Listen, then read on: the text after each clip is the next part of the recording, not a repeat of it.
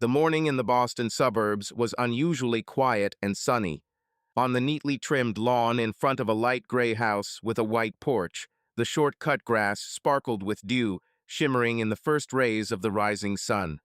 The house, surrounded by lilac bushes and slender maples, seemed the embodiment of peace and comfort. The aroma of freshly brewed coffee and a soft female voice, humming a melody familiar from childhood, wafted through the slightly open kitchen window. It was Laura, a young mother, about 30, with soft features and clear, slightly tired, but kind eyes the color of hazelnuts. Her light hair was casually gathered in a ponytail, and a light morning blush played on her face from the heat of the stove, but more from inner warmth and calm. She was wearing a cozy house sweater the color of baked milk and cotton pants, simple but warm clothes that made you feel at home in her element. Now Laura was standing at the stove, slowly stirring oatmeal for the family breakfast, and from time to time she cast an affectionate glance at her daughter. Nearby, on a high kitchen chair with a footstool, sat 6-year-old Sophie, the ray of life in the house. Her dark brown curls fell over her forehead and cheeks, and her eyes, large, dark, expressive, were focused on the coloring book spread out in front of her. She swung her feet in bright pink socks with embroidered bunnies and, with a serious expression, chose the color of the marker. The drawing shows a bright sun, a house with a chimney, and a family of 3 holding hands. One of them, in Sophie's opinion, looked especially like her mother. She was wearing a t-shirt with an image of a cartoon princess, and Laura smiled softly, watching her daughter occasionally stick out the tip of her tongue, completely focused on her work. It was an ordinary morning, but it was in these simple, almost weightless moments that all the happiness that Laura valued so much was contained in the smell of coffee, in the babble of children, in the silence outside the window, and in the light rustle of life continuing its calm course. From time to time the girl raised her head and cast an impatient glance at the stove. "Mom, soon," Sophie said, hearing the spoon clink against the edge of the pan. She pulled the bowl towards her, impatiently awaiting her favorite morning oatmeal with fruit. "Almost there, honey," Laura said softly, looking over her shoulder at her daughter. "Just a minute, and it'll be ready. Did you draw Dad with us?" Laura wiped her hands on a towel and leaned over Sophie's drawing. "Yeah, here's Dad, here's you, and here's me." Sophie ran her finger over the figures in the drawing, each holding hands. "We're a happy family, aren't we?" she asked innocently, looking up at her mother with big brown eyes. Laura froze for a moment, meeting her daughter's gaze. Her smile wavered ever so slightly, but she quickly regained her composure and nodded. "Of course, dear. Very happy," she said softly, and gave Sophie a quick kiss on the top of her head. "Now put away your pencils. Breakfast is ready." Sophie nodded happily and began to put the scattered crayons back in the box. Laura turned to the stove and pulled the pan off the heat, pouring the fragrant oatmeal into bowls. She added blueberries on top for Sophie, the girl's favorite. At that moment, Michael entered the kitchen, holding a fresh copy of the newspaper under his arm, Boston Globe. Tall and powerfully built, he still looked a little sleepy but content. He was wearing a crisp sky blue shirt and dark jeans, neat but casual weekend attire. Michael worked as a financial analyst in Boston and drove into the city from their quiet suburb every weekday. Now he smiled as he saw his wife and daughter going about their morning routine. "Good morning, my loves," he said, placing the newspaper on the corner of the table and going over to Laura first. He put his arm around her waist from behind and looked over his shoulder at the stove. "It smells great. Is the coffee ready yet?" "Good morning." Laura turned her face to him, allowing him to kiss her on the cheek. "There's coffee on the table. I just made something fresh." "Daddy!" Sophie cried out, holding out her hands to him demandingly. Michael smiled even wider and let go of his wife to scoop up his daughter. Sophie giggled as her father lifted her high off the floor. "How did you sleep, princess?" Michael asked, settling his daughter on his hip. "Good. I dreamed that we went to Disneyland and rode the carousel," the girl said excitedly. "Oh, really? Well, maybe we'll go sometime." Michael winked at her, delighting Sophie. He set her back down on the floor next to the chair. In the meantime, it's oatmeal time, I see. With berries, Sophie added importantly, climbing back onto the chair. With the best berries for my best girl, Michael confirmed, sitting down at the table. Laura placed a bowl in front of each of them, a bright plastic one with a picture of a princess in front of Sophie, and a blue ceramic one in front of Michael. Thank you, dear. Michael nodded gratefully to his wife, accepting his breakfast. He reached for the cup of steaming coffee and took the first sip. Excellent coffee. You are my master, he smiled at Laura. Laura just smiled briefly and sat down opposite, carefully blowing on her porridge. Sophie had already begun to devour her breakfast, occasionally glancing at her mother and father. For a few minutes, a comfortable silence reigned in the kitchen. The only sounds were the clink of spoons on bowls and the quiet sipping of coffee. Michael ate leisurely and leafed through the newspaper, occasionally reading aloud a news item or a joke to entertain the family. Laura smiled, but sometimes her gaze became absent-minded as she looked out the window at the sunlit street. Today was Saturday, and they were planning a small barbecue in the yard that afternoon. Michael had invited a couple of neighbors and friends because the weather was warm. Laura readily agreed. She loved such friendly gatherings where she could show off her hospitable home and delicious cuisine. By the way, Emily promised to come over early and help me with the salads, Laura said, looking at her husband over her coffee cup. Do you mind? Of course not, Michael replied. It'll be great. Emily's a very nice girl, and our neighbors are nice people. He stopped and teased his daughter. Sophie, do you remember who's coming to see us today? Sophie immediately raised her head. Aunt Emily is coming, and Mr. Derek too, and Uncle Frank and Aunt Michelle. The girl began to count on her fingers the guests she remembered. That's right, Michael confirmed. This is going to be a lot of fun. He met Laura's gaze, expecting her usual enthusiastic response. Laura smiled softly and nodded in agreement, but then quickly looked away, lost in her thoughts again for a moment. I'm going to bake a pie, a chocolate one, Sophie suddenly announced. Michael laughed. Oh, then everyone will come just for your pie, not even for the barbecue. He ruffled his daughter's hair. Okay, helper, after breakfast you'll help your mother, okay? Sophie nodded happily, and Laura automatically patted her daughter on the back. I was just about to bake something sweet. Your help will come in handy, she said to her daughter. Half an hour later, breakfast was over. Sophie ran upstairs to get dressed in her favorite daisy dress to greet the guests. Michael helped Laura clear the dishes from the table, then kissed her on the cheek. I'll go get some charcoal for the grill, okay? Then I'll get started on the fire. Of course, Laura smiled at her husband. Don't forget to buy us some ice, please. And drinks, we don't have much soda. Will do, Michael saluted with mock seriousness, took the car keys, and headed for the exit. When the door closed behind him, Laura stood for a moment in the kitchen, her hip against the table. Her smile faded, and her face took on a thoughtful expression. She looked at Sophie's family drawing, which was still lying on the table next to the newspaper. Three cheerful figures held hands against a backdrop of sunshine. Laura carefully ran her finger across the paper, tracing the drawn hands that bound their family together. Her lips twitched as if she wanted to say something, but instead the woman only sighed deeply. Mom, where's my apron? Sophie's clear voice came from above. Laura shuddered and looked up from her drawing. In the cabinet on the left, dear, she called back, trying to make her voice sound cheerful. And casting the shadow of doubt from her face, Laura headed upstairs to help her daughter get ready for the guests. It was just before noon when the first guest knocked on Michael and Laura's front door. Laura, leaving half of the chopped vegetables on the kitchen table, wiped her hands and hurried to open the door. Emily stood there, a slender brunette with a welcoming smile and a plate of homemade cookies in her hands. She was wearing a light summer dress of pastel green, which set off her fair skin and brown eyes.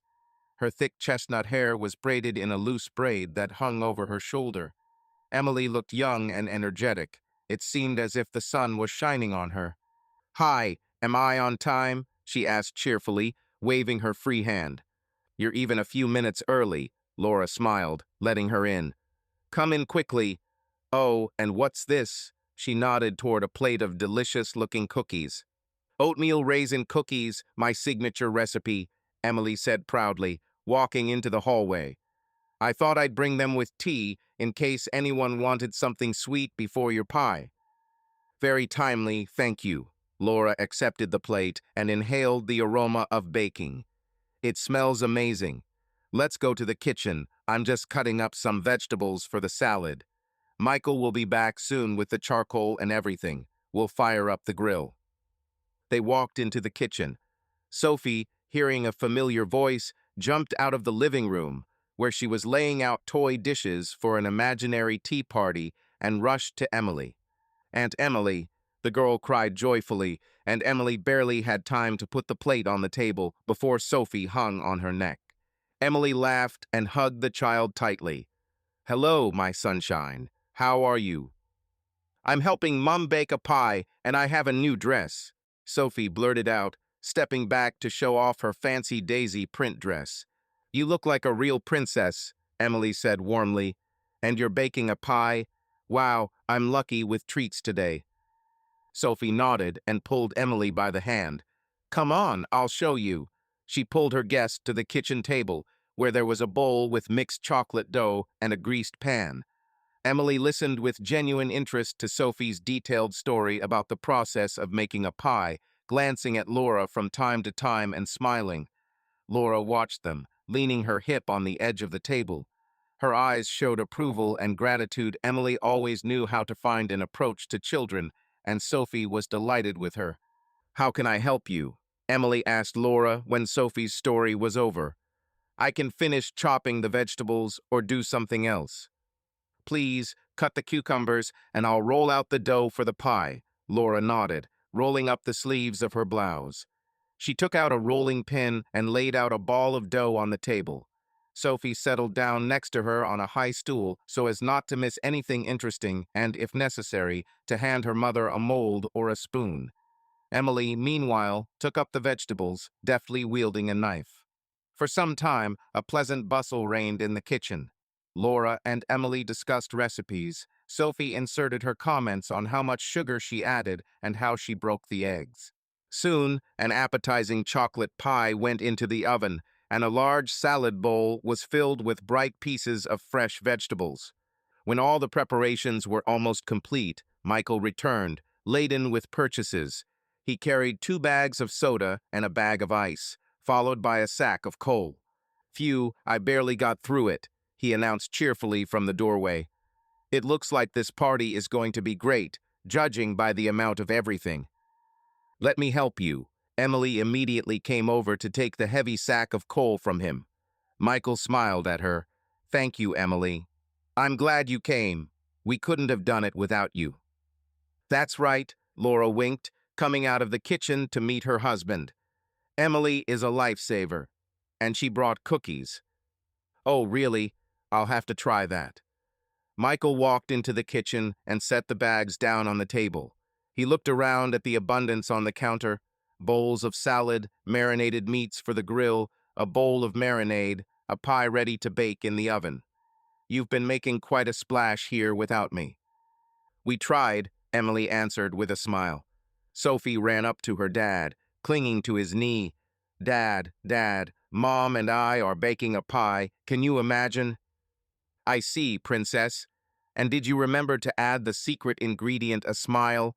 Michael joked, bending down to scoop up his daughter. Sophie burst into laughter. You added it. We were smiling the whole time. Then the pie will definitely be the most delicious, the father summed up and kissed the girl on the cheek. Okay, girls, he continued, looking around at Laura and Emily, meat and salad are all well and good, but without my signature barbecue, it won't count. I'll go fire up the grill. Michael let Sophie go down and picked up a sack of coal from the porch.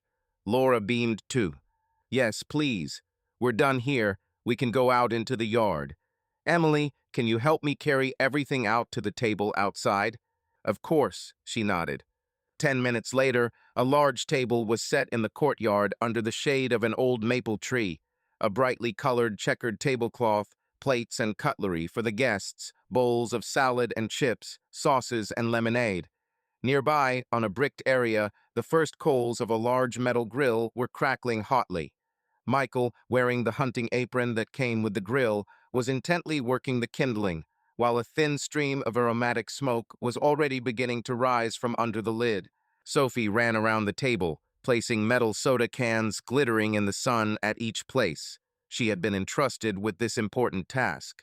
Laura was setting out the dishes, occasionally glancing at her watch. Guests were due to arrive soon. And indeed, soon voices and laughter were heard from the gate. The neighbors appeared: Frank and Michelle, a middle-aged couple who lived across the house. Behind them walked a tall, dark-haired man in his mid-30s, Derek, an old friend of Michael's. He was dressed informally, a t-shirt with the symbols of a baseball team, red socks, and light shorts. A smile shone on his tanned face. Derek carried a pack of beer and a bouquet of flowers in his hands. "Hello, hosts," he greeted everyone loudly as he entered the yard. "I bring beer and flowers as befits a bachelor at a family celebration."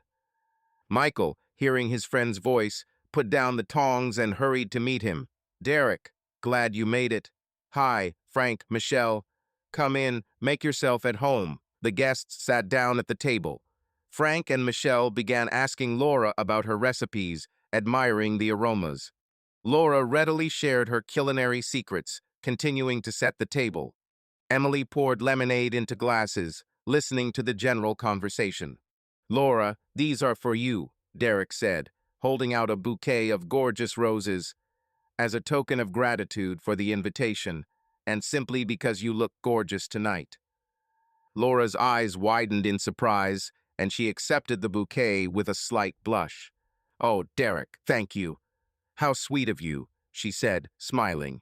Emily noticed Laura's fingers twitch as their hands touched for a moment. Derek's gaze lingered on Laura a little longer than usual before he let go of the bouquet. Laura looked down and sniffed the roses, hiding her embarrassment. Emily felt a vague sense of unease as she watched the scene, but she convinced herself it was simply politeness and the playful tone that was typical of Derek. "Let me put them in water," she hastened to intervene, carefully taking the flowers from Laura. "The vase is in the kitchen on top." Laura nodded gratefully to Emily. While Emily disappeared into the house for a moment, the conversation continued in the yard. Michael was pouring beer for the guests from a carton of beer Derek had brought, and Frank was helping him flip meat at the grill. Michelle was asking Laura about her summer plans, and she mentioned a possible family trip to Cape Cod. Derek was standing next to Laura, holding a glass of beer and making his own humorous comments. When Emily returned with a vase full of water and roses, she saw Laura and Derek laughing about something, standing quite close to each other. Michael was smiling too, having heard his friend's joke, apparently not noticing or not caring about the way Laura lightly placed her hand on Derek's forearm as she laughed. Only Emily thought there was something more to the gesture than an innocuous friendly touch. She tried to push away the strange thought. Laura adored her husband and was simply being polite to their mutual friend. Derek, even though he's a flirt, wouldn't flirt with his best friend's wife, right?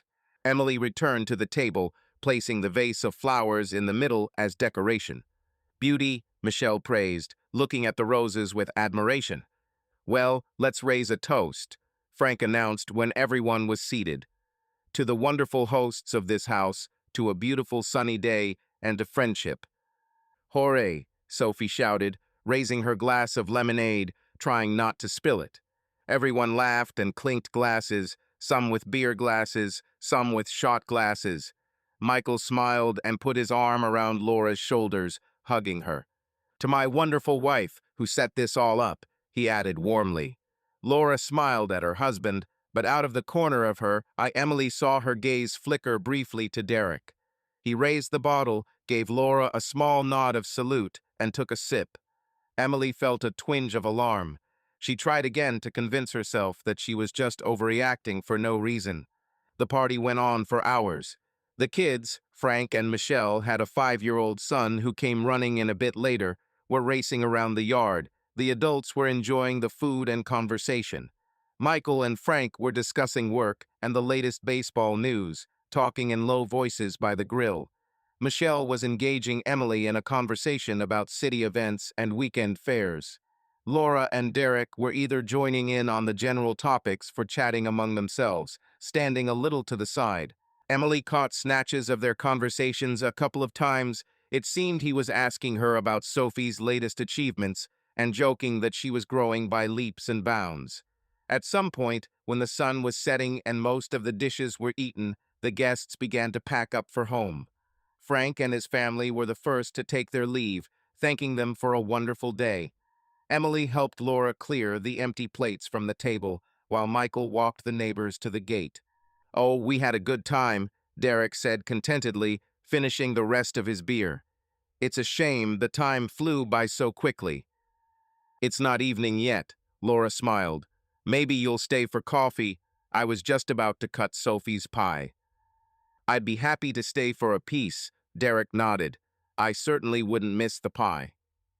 "And you, Emily?" Laura turned to the girl. "Stay too, of course." "Of course," Emily smiled. "We have to try the creation of our little confectioner." She winked at Sophie, who burst into proud laughter.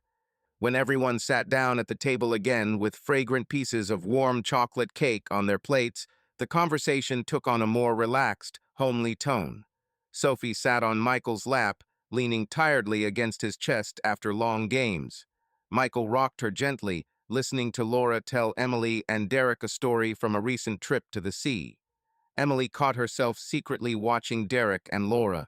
When Laura spoke, Derek looked at her with an attention that was sometimes too intense for a simple friend. Laura, on the other hand, seemed to avoid meeting his gaze in front of her husband, but as soon as Michael was distracted by his daughter, her eyes found Derek on their own. At such moments, Laura's expression changed. A strange mixture of sadness and some kind of yearning tenderness appeared in it, which Emily had not noticed before. "It seems so to me. I'm not going to," Emily assured herself, looking away and pretending to be completely absorbed in her dessert. Finally, Sophie dozed off in her father's arms. Michael apologized and carried his daughter upstairs to put her to bed. Laura began collecting the plates of pie. "I'm going to go help Michael with the baby," Emily said, standing up. She suddenly wanted to get away from the strange tension she felt at the table. Emily followed Michael up to the second floor, where the nursery was. When she entered, Michael was just putting Sophie into her crib, covering her with a blanket and gently running his hand through her blonde hair. "Sleeps like an angel," he whispered, walking out of Emily's room into the hallway and closing the door behind him. "Thank you for helping with her today. Sophie loves you so much." "I love her too," Emily whispered back. "She's a wonderful child. You and Laura are great." Michael smiled, but Emily noticed a shadow of tiredness on his face. "Is it hard being a parent?" she asked softly, moving away from the door with him so as not to wake the girl. "Sometimes," Michael admitted quietly, "but I wouldn't trade it for anything. Sophie is our treasure. It's just—" He hesitated, choosing his words, and chuckled. "Sometimes I feel like I'm missing out. Laura spends so much time with her, and work, worries." "You're a great father, Michael," Emily said seriously, looking him in the eye. "And Laura knows it. It's hard to keep a family together on romance alone. You need support and responsibility. You give him and Sophie security and love. I can see that." Michael looked at her gratefully. "Thank you, Emily. You always know how to choose the right words." He shook his head slightly. "I don't know why I suddenly opened up to you. I guess today really was an emotional day." "It's all good," she said softly. "I'm glad you shared. You work a lot, but for your family, and now you have a day off, and you spent it wonderfully with us." "You're probably right," Michael sighed, running his hand through his hair. "It's just that sometimes Laura's eyes become distant, like she's unhappy, even though she tries to hide it. I'm worried." Emily looked down, remembering Laura's strange looks at the table, and her heart sank. "I think she's just tired," she said carefully. "A house and a child are a lot of work. Maybe she needs a little more rest, a change of pace." Yes, you're right. Michael rubbed the bridge of his nose. Perhaps we should send her somewhere to unwind, or together. He suddenly laughed quietly. Sorry, Emily, I forgot that they were probably waiting for you downstairs, and I was here. It's okay, Emily smiled. I needed to catch my breath too. Shall we go? Laura's probably already tired of waiting. Together they walked back down to the first floor. Dusk had fallen completely in the yard during their absence, and in the kitchen Laura was just finishing the last of the plates from the table. Derek was helping her, holding a stack of empty saucers. Laura looked up as Emily and Michael entered. Is Sophie asleep? She asked in a low voice. Yeah, Michael nodded. She was exhausted after the day. Thanks to everyone, she had so much fun. That's true, Derek laughed. Honestly, looking at you today, I even want to start a family myself, he said, putting the plates on the kitchen table. Oh, that's progress, Michael teased. A few more of our parties, and you'll be ready to settle down. Derek snorted. Well, I can't promise, but you certainly set the bar high. You have a wonderful family. He glanced at Laura, who had turned to the sink to rinse out a salad bowl. Take care of this, Michael. I know, Michael answered seriously, smiling wearily. Thank you all for a wonderful day, he said louder, feeling the guests begin to leave. Laura, can I help with the cleaning? No, no, she shook her head.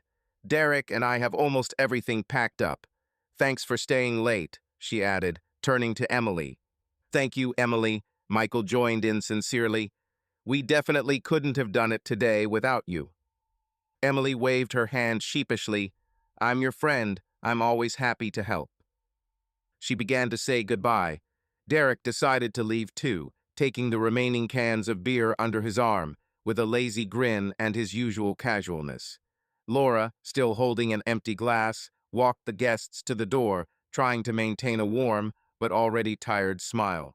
Emily easily threw her jacket over her shoulders and was the first to step towards the exit. Michael, tired, leaned against the doorframe, watching as they went out onto the dark porch. The light from the hallway cast soft yellow spots on the wooden floor, and in this light, the faces seemed a little older, a little quieter than a few hours earlier. Will you get there okay? He asked, lazily rubbing his neck. Of course, we're neighbors, Emily grinned, raising her eyebrows as usual. By the way, I'll walk Derek to the car. He might get lost on the turn, she winked at Laura. What would I do without you? Derek drawled playfully as he walked down the steps. Good night, guys. Thanks again for the evening. Calm down, Laura and Michael responded almost in unison. When the door slammed shut and silence enveloped the hallway, Laura paused for a moment, as if listening to the footsteps, to the sounds of the street, to the voices fading away. Then she turned to her husband, exhaling wearily. Let's leave everything until tomorrow. I'm exhausted, to be honest. Michael nodded and stretched, as if shaking the tension from his shoulders. Of course. Me too. I have no strength. Let's go to bed. They climbed the stairs. The lights gradually went out, one by one in the hallway, in the kitchen, in the corridor. The house was plunged into silence, broken only by the light creaking of the floorboards and the rustling of the curtains, touched by the night wind. In the kitchen, a vase of scarlet roses stood quietly, the same ones that Laura had mechanically thrown into the water before the guests arrived, without straightening their petals or cutting their stems. One of them was noticeably tilted, as if tired of standing upright, and its bud rested softly against the side of the glass vase. Behind its curve, the dark kitchen was dimly reflected, the sink with dishes, cups forgotten on the edge of the table, and the weak glow of a street lamp breaking through a crack in the curtains. And on this shaky reflection, if someone looked closely, a thin crack was barely noticeable from the very edge of the vase down to the base. It wasn't there yesterday. Now it was there, almost imperceptible, but existing. There was something disturbing in this tiny flaw, which had appeared as if by itself, as if from the weariness of the glass or a slight tremor of time, like a hidden, not yet recognized sign that cracks could also appear in this house full of comfort. A few days had passed since the serene Sunday picnic. Michael and Laura's house seemed the epitome of family comfort. On the wall of the living room hung photographs of them with Michael a happy wedding on the ocean shore, a portrait of a smiling Laura holding newborn Sophie in her arms. These pictures seemed to testify, here it is, the real American dream: love, children, prosperity. Everything looked perfect, but Emily was now tormented by doubts. Is this perfect picture cracking at the edges? Life in the quiet suburbs went on as usual. Sophie spent her summers at the city school camp on weekdays. The bus picked her up in the morning with the other children for excursions and games, and returned only in the evening. Michael threw himself into work.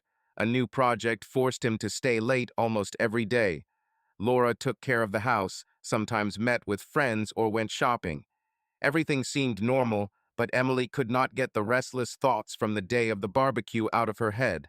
It seemed to her that there was something else hidden behind the pleasantness in the conversation between Laura and Derek.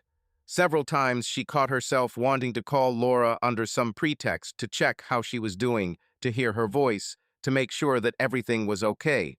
But each time she stopped herself. Why would she suddenly ask? It would be strange.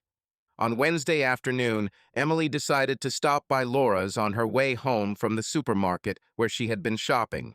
She remembered that after the picnic she had left behind a large plate in which she had brought the cookies. When Laura had said goodbye, she had told her not to hurry to return the dishes, but now it seemed a convenient excuse to stop by. Besides, the night before, while walking, she had noticed that the windows of Laura's house were dark. Michael must have been late again, and Sophie had already gone to bed. Emily was worried. Was Laura lonely? Was everything okay?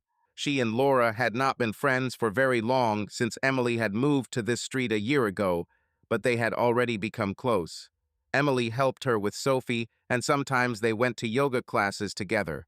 And yet now, holding a carefully washed plate in her hands, Emily felt an inexplicable excitement as she approached Laura's house. A familiar car was parked at the curb in front of Michael and Laura's house, Derek's dark blue sedan. Emily recognized the license plate immediately, and the scent of pine air freshener lingered even from a distance. She slowed her pace. Her heart sank. What was Derek doing here in the middle of the day when Michael was at work? Had he stopped by to check on Laura or help with something around the house? Emily tried to think of an innocent explanation, but anxiety was already knotting her chest. As she got closer, she saw that the front door of the house was not completely closed. There was a narrow crack through which a vague noise was seeping out. Emily stopped at the foot of the porch path, feeling strangely weak in the knees. She should have simply knocked or called Laura, but something was holding her back. She quietly tiptoed up the wooden steps of the porch and peered through the half-open door into the hallway. The street was sultry and quiet on that summer day. No passers-by, no neighbors nearby, only the chirping of grasshoppers coming from somewhere in the grass. It seemed as if the very atmosphere held a strange secret. There was clearly someone in the house. Muffled voices reached her ears. Laura was laughing quietly, languidly. Emily had never heard such laughter from her before. Laughter interrupted by a short sigh. Emily's heart sank into her heels. She carefully pushed the door a little more, and it silently gave way, allowing a part of the living room to be seen. Laura and Derek were sitting on the soft carpet in front of the sofa. Or rather, Laura was lying on her back, her elbow resting on the fluffy pile, and Derek was leaning over her.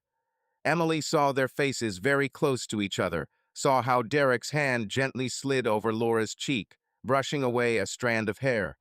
Then he kissed her, slowly, hungrily. Laura did not pull away.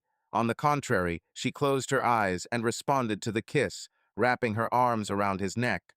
Their bodies pressed closer. Both were partially undressed. Laura was wearing no blouse, only a lacy white bra, and an unbuttoned shirt hung from Derek's shoulders. Apparently, they were absorbed in not hearing anything around them. The plate fell from Emily's hands and hit the wooden porch floor with a dull thud. It didn't break, but the sound was loud enough in the quiet afternoon. Emily gasped and immediately retreated out the door, pressing her back against the outside wall of the house. Her heart was pounding furiously in her chest. There was a sharp rustling sound in the living room, as Laura and Derek must have woken up. "What is it?" Laura's worried voice reached Emily in a muffled voice. "I must have imagined it. Is the door closed?" Derek responded hoarsely. Emily held her breath. She peered cautiously around the edge of the door and saw that Laura was already standing, quickly throwing on a blouse that she had apparently grabbed from the floor. Derek had also risen to his feet, buttoning his shirt. Without waiting for the outcome, Emily quietly but quickly rushed off the porch. She almost tripped over her own feet, jumping down the steps two at a time. Gasping for air, Emily rushed down the path and disappeared behind the hedge that separated the neighbor's property.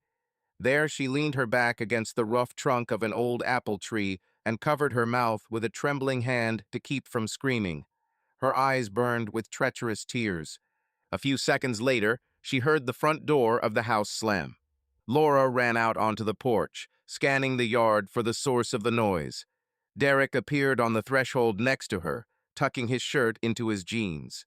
Emily froze in horror behind the bushes, praying to God that Laura hadn't guessed to look in her direction. She was ashamed of her peeping, but even more shocked by what she saw. "It must be the wind," Derek said after a pause, touching Laura's elbow. "Let's go inside." Emily saw Laura frown as she glanced around the street and the yard, then nodded hesitantly and shuffled her feet before disappearing back into the house with Derek. They closed the door tightly this time. Emily stood there for a few more long minutes, her arms wrapped tightly around herself. She was shaking slightly. One single thought was pulsing in her head. How could this be? It can't be. She felt sick just remembering the scene in the living room. Laura and Derek, together, betraying Michael, betraying Sophie. Emily poked her head out from her hiding place. There was no one on the porch, probably thinking the noise was caused by a gust of wind or some animal. Laura and Derek continued what they had met for. Emily saw human shapes flash by the living room window. There was nothing else she could do here. She picked up a plate from the grass that had cracked in half apparently. That ill-fated blow had split it, but Emily had not even noticed in her panic. The pieces of ceramic hung helplessly, held together only by the tape around the edge with which Laura had once fixed the small chip. Now the crack cut the plate in two, like a loud, silent reproach. Having put the shards in her bag, Emily quickly walked away, not even trying to look into the windows anymore. She did not want to see or hear anything. She almost ran along the quiet street, trying to get away from the house that a minute ago seemed to her like a cozy family nest, and now a place where something bright had crashed. Tears streamed down her cheeks, but she stubbornly walked forward, not wiping them away. The deserted street will endure everything. Emily was almost physically ill from the shock she had experienced. When she returned home that day, she could not come to her senses for a long time. Her hands continued to shake as she recalled what she had seen. It was hard to wrap her head around it. Laura, that same Laura, a loving wife and mother, was cheating on Michael. And with whom? With his best friend, Derek. Emily felt like an involuntary traitor, because now she was keeping this terrible secret. Hours passed, and she could not find a place for herself. She paced the living room, then tried to distract herself with household chores, but in vain. Finally, exhausted, Emily decided that she had to do something. Did keeping silent really mean becoming an accomplice? But how could she tell Michael, ruining his life and breaking his heart? And what about little Sophie, for whom her parents were the whole world? Emily clutched her head in her hands, trying to calm the growing panic. She wanted to call Laura and scream, "How could you?" But she was afraid of her own anger. Instead, she dialed Laura's number with trembling fingers. Long beeps. No answer. Laura probably didn't have time to call right now. Emily felt hot and cold at the thought. That evening she couldn't bring herself to go anywhere or tell anyone. Emily lay on the sofa in the semi-darkness, staring blankly at the ceiling until the night thickened outside. She imagined Michael's face a kind, open man who didn't suspect anything and who was probably kissing Laura right now, who had returned from housework. Emily's soul turned over from this thought. "What should I do?" she repeated endlessly to herself. The next morning, she was awakened by a knock at the door. Emily, who had barely slept, woke up exhausted and pale. Throwing on a robe, she went to answer it, fearing the worst. Laura was standing on the threshold. "Hi," she said quietly. She looked unwell, dark circles under her eyes, her hair barely combed, a sweater thrown carelessly over her shoulders.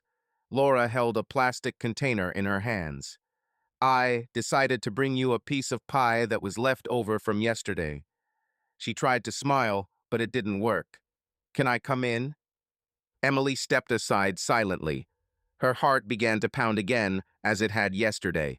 Laura walked into the living room and looked around hesitantly, without sitting down.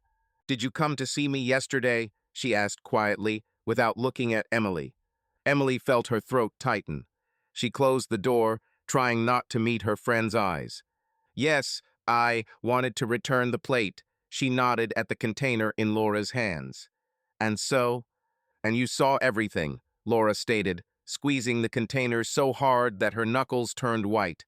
Emily looked at her, trying to control herself. "Yes." The simple word came with difficulty to her. Resentment, anger, pity, and pain were mixed in her head. There was silence for a few seconds. Finally, Laura exhaled loudly and raised her pleading eyes to Emily. "Listen," she said in a hoarse voice. It, it was a mistake. I don't know how it happened." "A mistake?" Emily couldn't help but say, feeling the indignation rising in her like a hot wave. "Laura, I saw you." She stopped, forcing herself to lower her voice, even though there was no one else in the house. "You slept with Derek in front of the whole world. How could you?" Laura turned pale. She placed the container of pie on the coffee table so as not to drop it. "It wasn't on purpose. I mean," she started fiddling nervously with the sleeve of her sweater. "I don't recognize myself. Emily, please listen to me." Emily clenched her fists and remained silent, feeling that if Laura said the wrong word now, she simply couldn't vouch for herself. Laura stepped closer, lowering her voice to a whisper as if someone might hear them. "Between me and Derek, it's complicated. It was. We were both drunk at a mutual friend's party a couple months ago, and it happened. Then we swore we'd forget about it. But, Emily asked icily.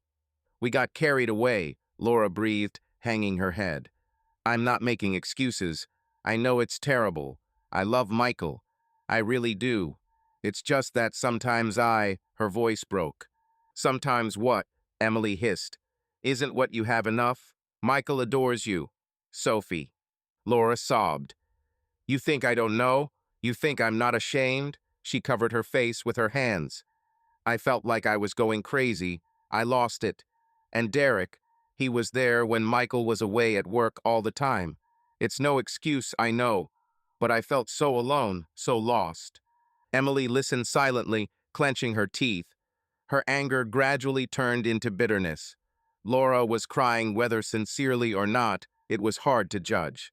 "I wasn't thinking about anyone," Laura continued through her tears. "Neither about Michael nor about my daughter." "Obviously," Emily said quietly.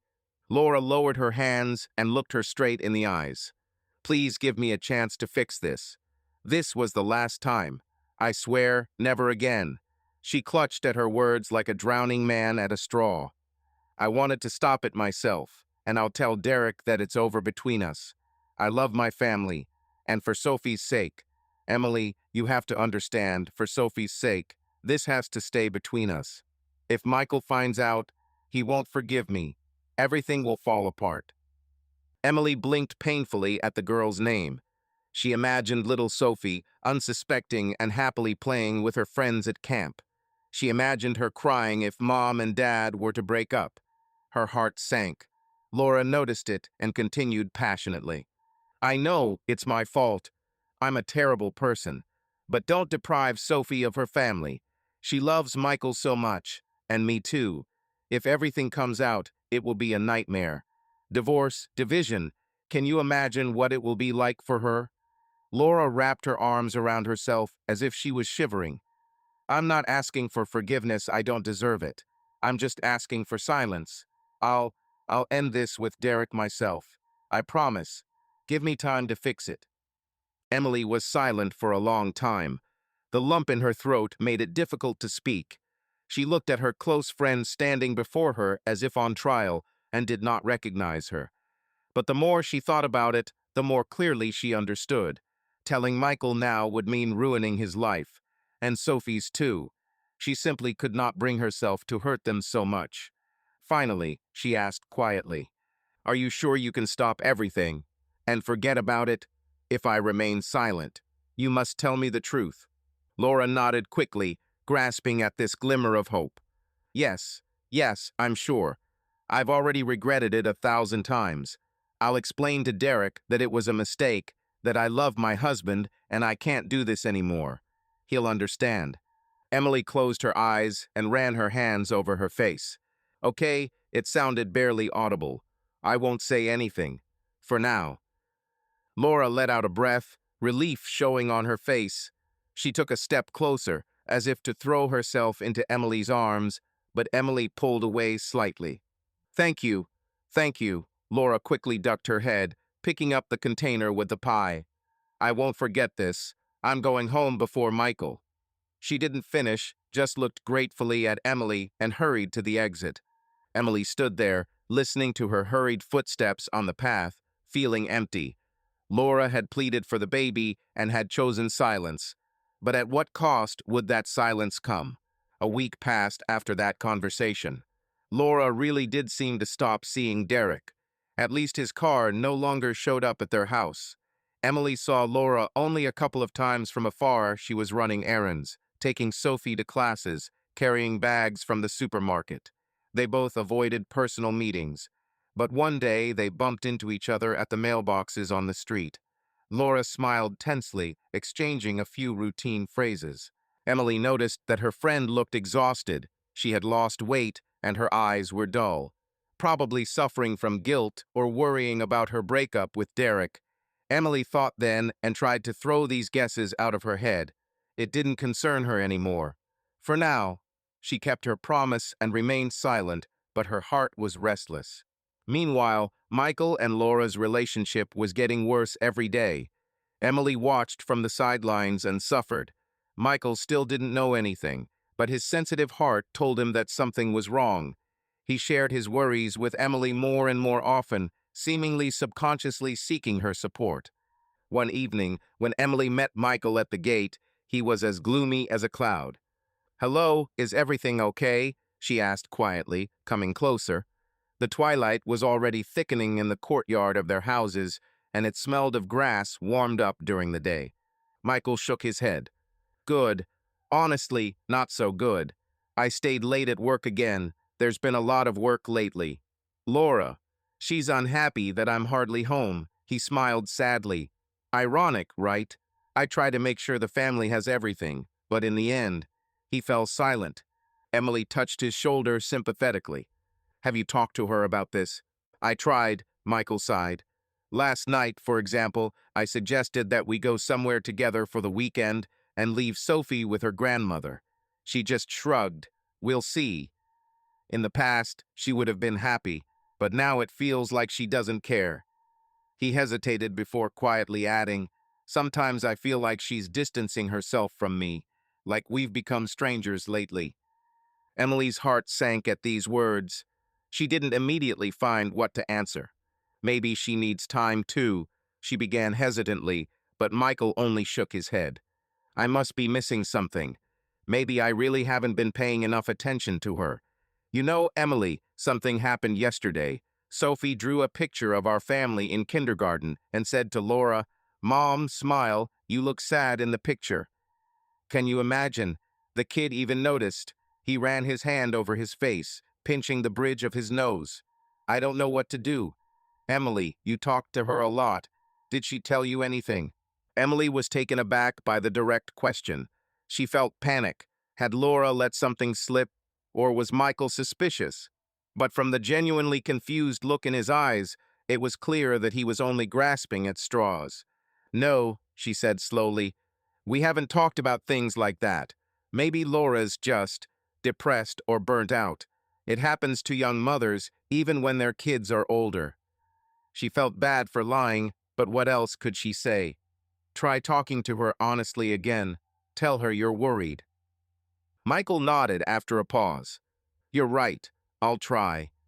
He looked at Emily, and there was gratitude in his eyes. Thank you for listening to me. I don't know what I'd do if I couldn't talk it out. I wouldn't complain to Laura about her, after all. Emily smiled sadly. Always happy to help. You always helped me out, remember? With the move and the renovation, I couldn't have done it without you. Michael waved it off. Nonsense, it was a long time ago.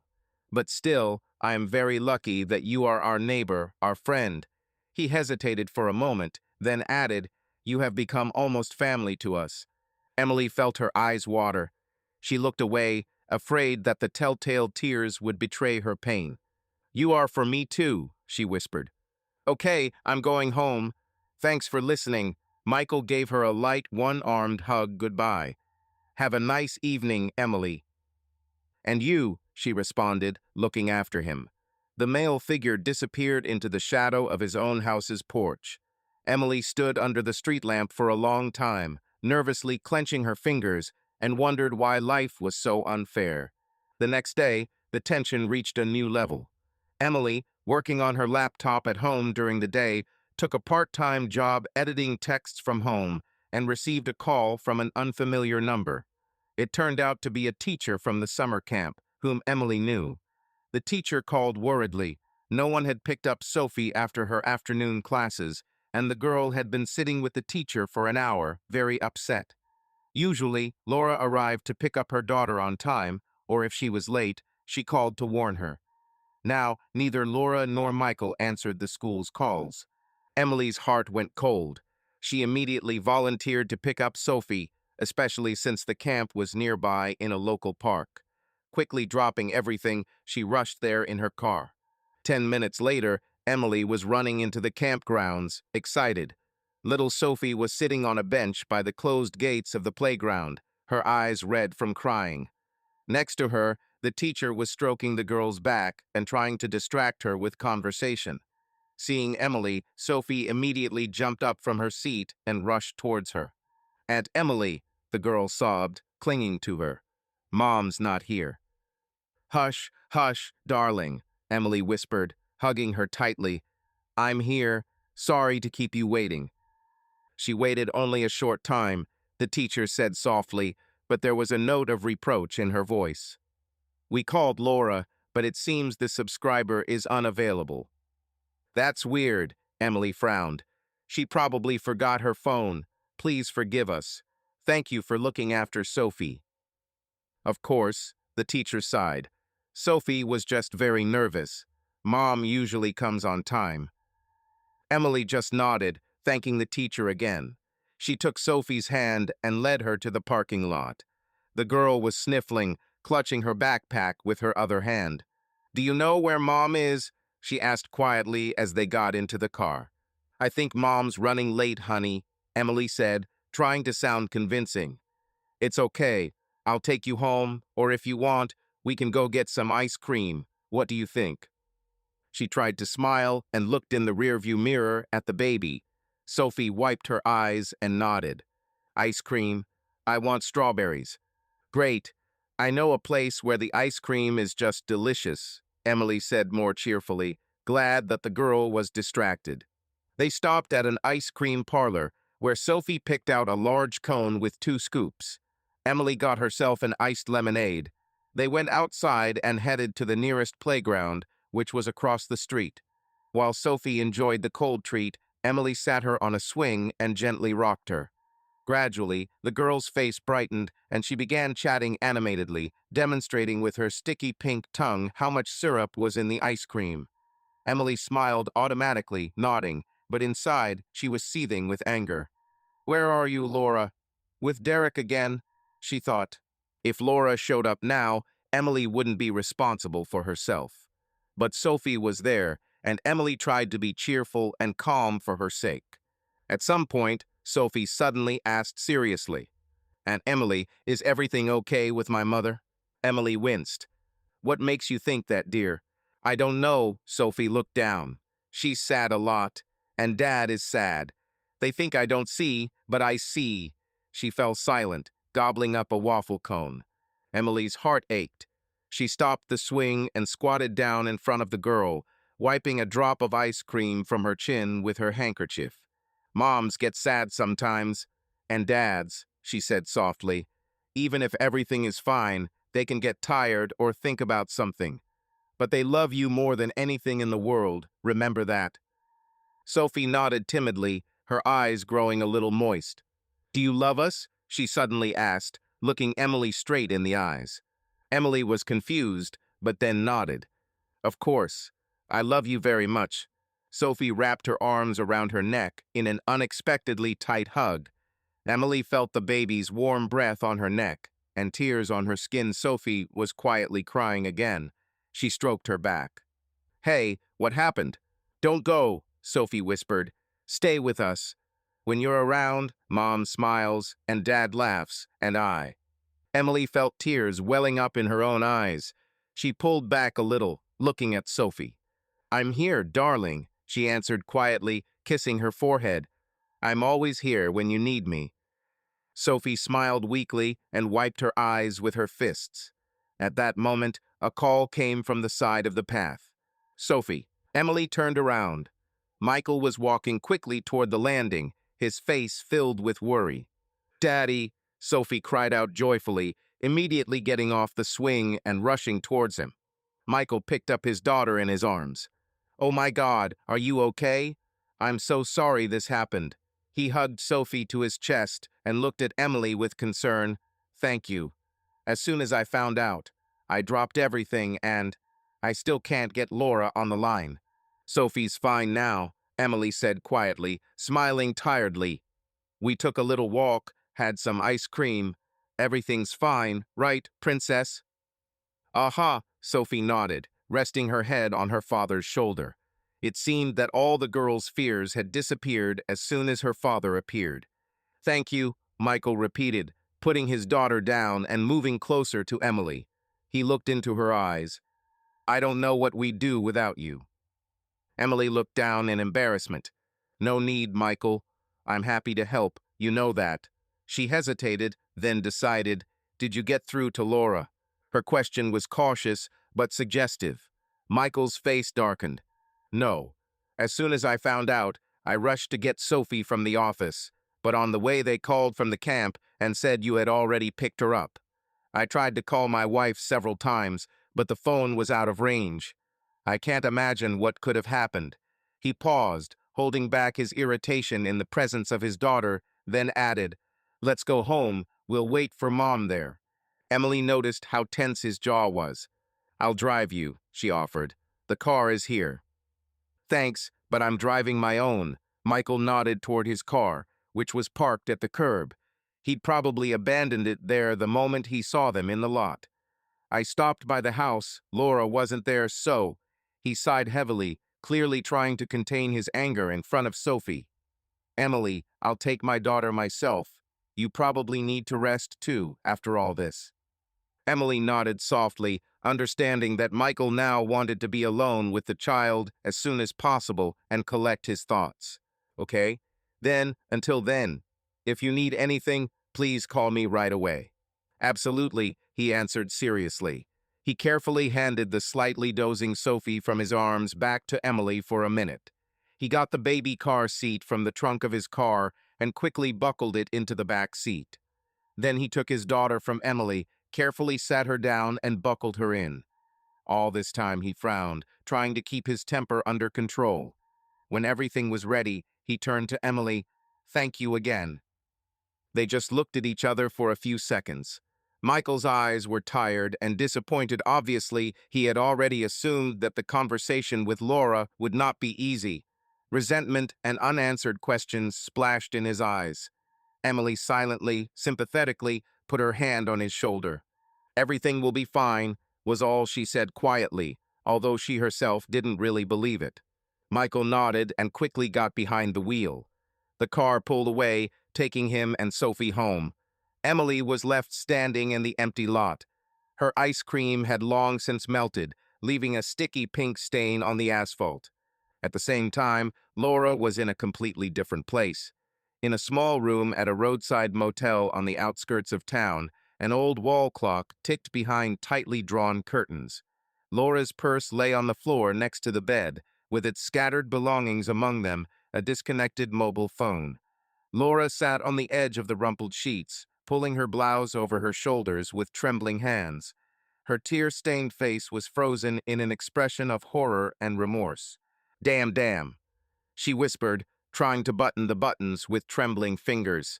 "It's already 4. Sophie. God, I forgot to pick up Sophie."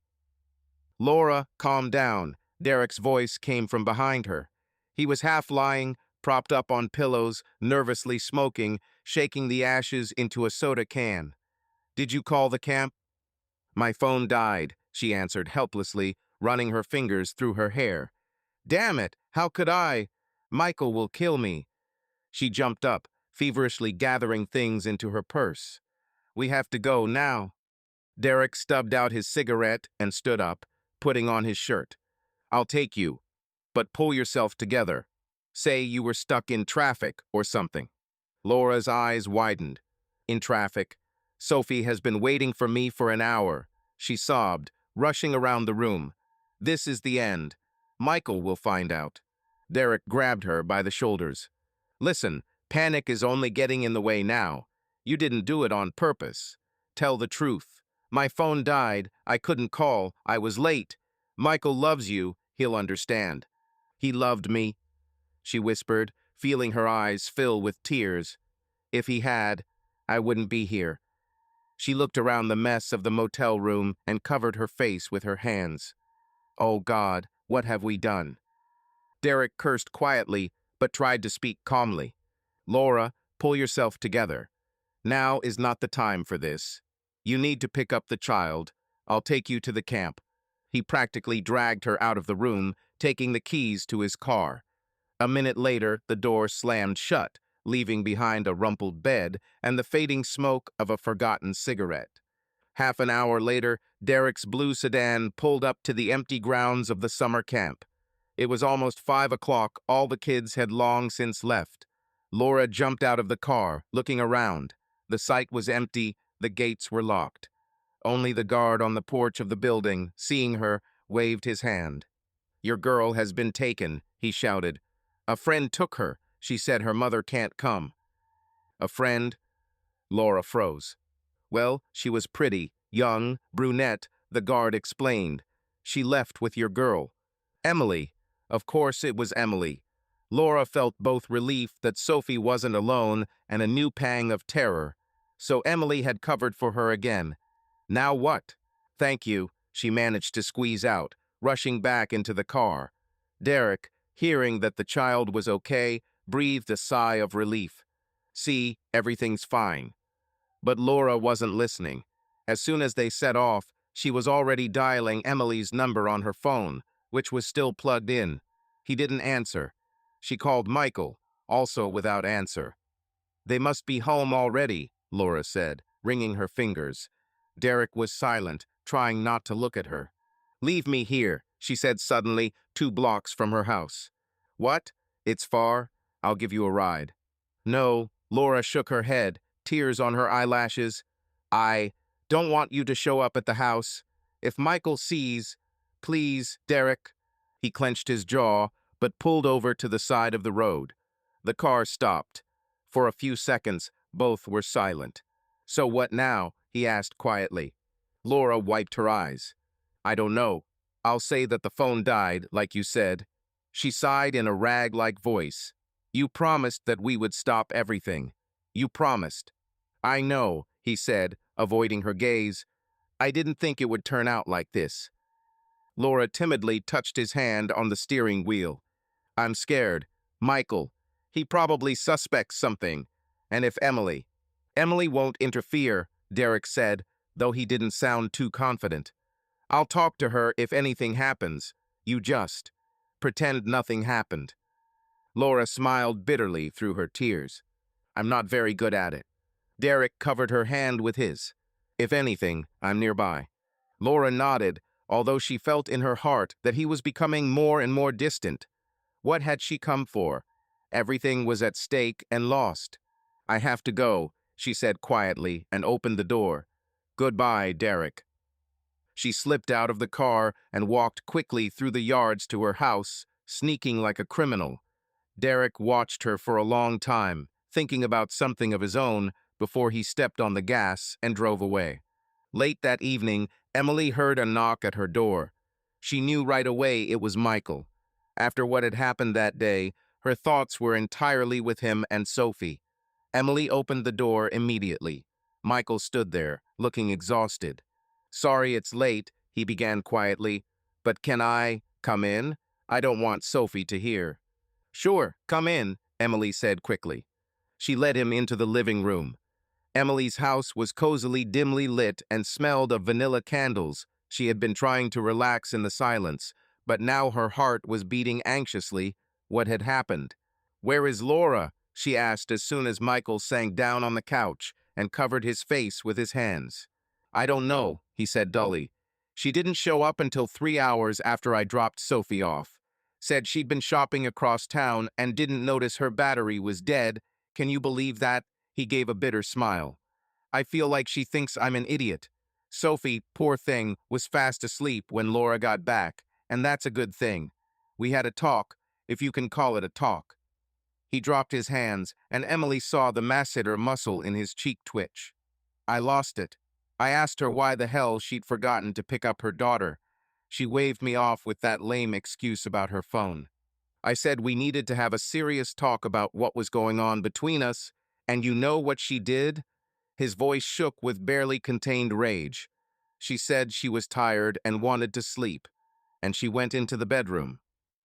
Emily sat down silently next to him and slightly covered his hand with hers. Michael squeezed her fingers, as if looking for support. It hurts so much, Emily, he whispered, and the words cut her heart like a knife. I feel like I'm losing my wife, my family, and there's nothing I can do. Today, it's beyond my control. He shook his head, anger flashing in his eyes. I asked her honestly, Laura, are you seeing someone?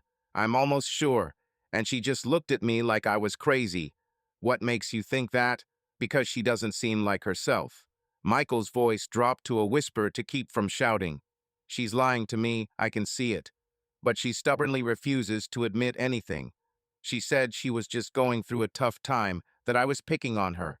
Emily was silent, feeling tears welling up in her throat. He had finally snapped, asking her directly about the affair, and Laura had denied everything.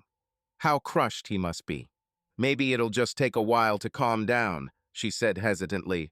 Sometimes people say harsh things in the heat of the moment. Maybe she needs to realize. Realize what? He asked bitterly. That I'm not her enemy? That I'm the father of her child and don't deserve to be treated like that? Michael leaned his head back against the couch, staring at the ceiling. For a few moments, he just sat there, trying to pull himself together. Emily waited quietly next to him, her hand still in his. Finally, Michael exhaled and relaxed his fingers a little, letting go of her. I'm sorry, he said hoarsely. I guess I shouldn't have barged in like that. It's just.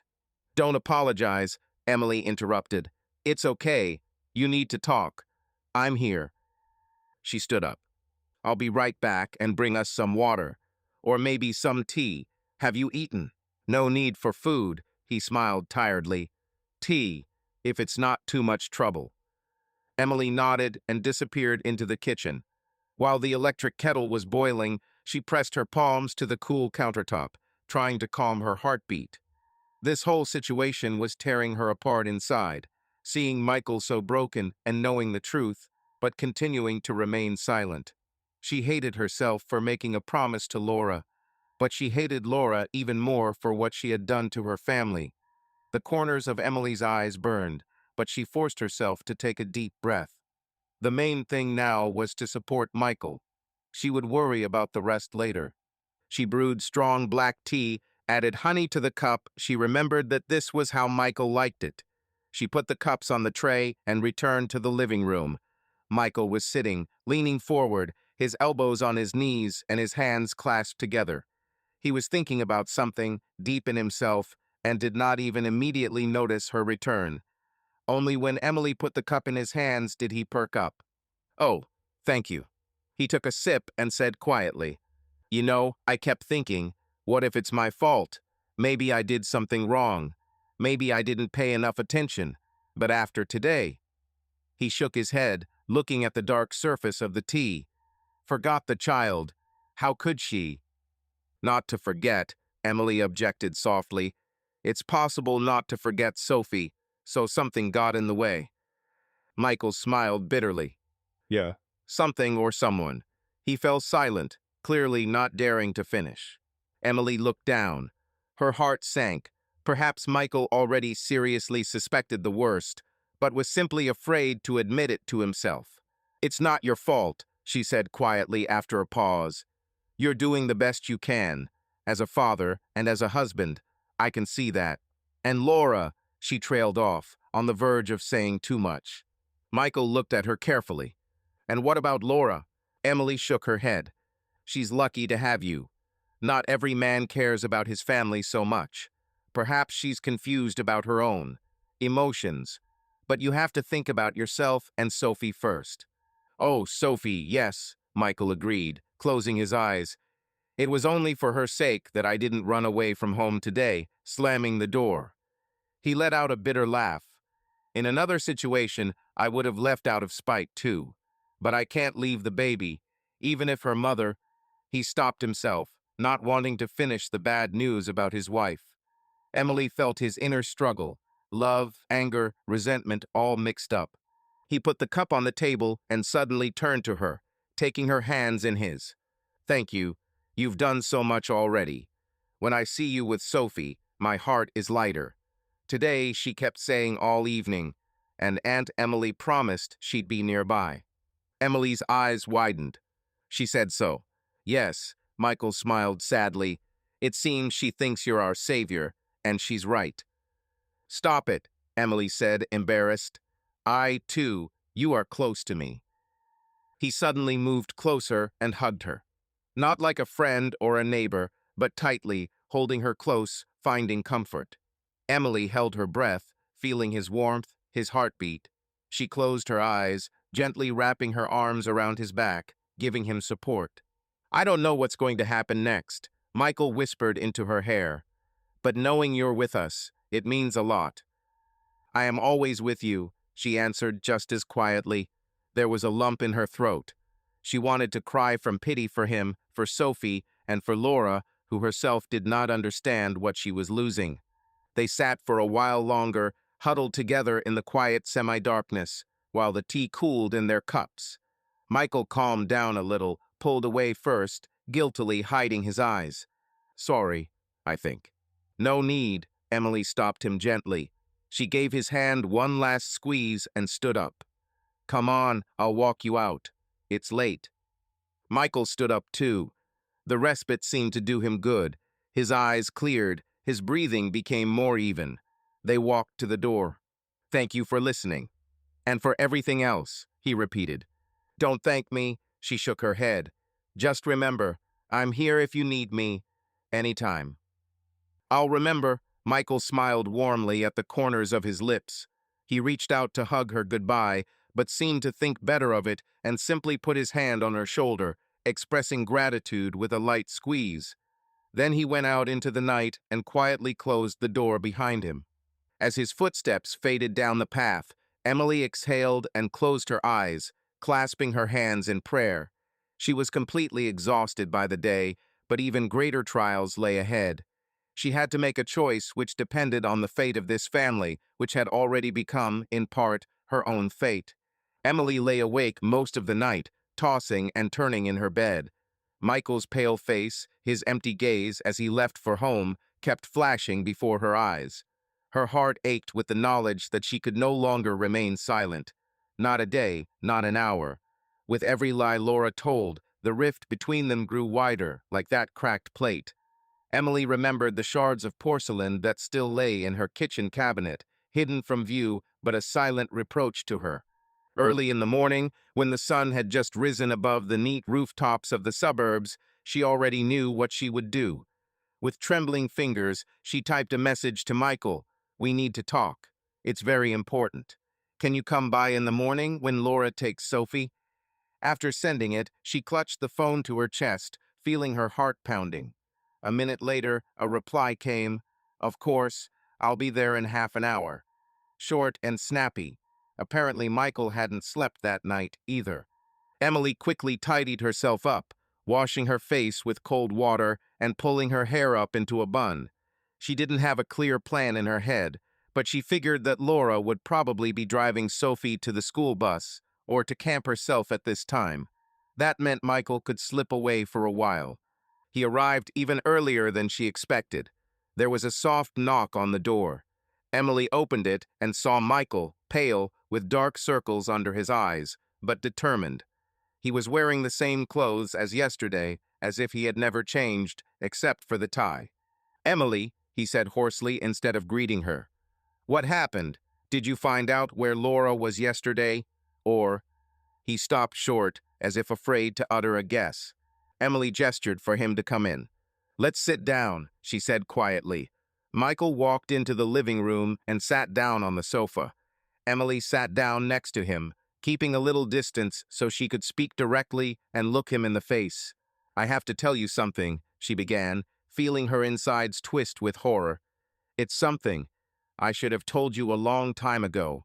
She folded her hands to hide their trembling. "It's about Laura, more specifically about what's happening to her. What she's doing." Michael straightened up abruptly, panic flashing in his eyes. "Is she sick? Do you know anything about her health?" he blurted out, instantly thinking the worst.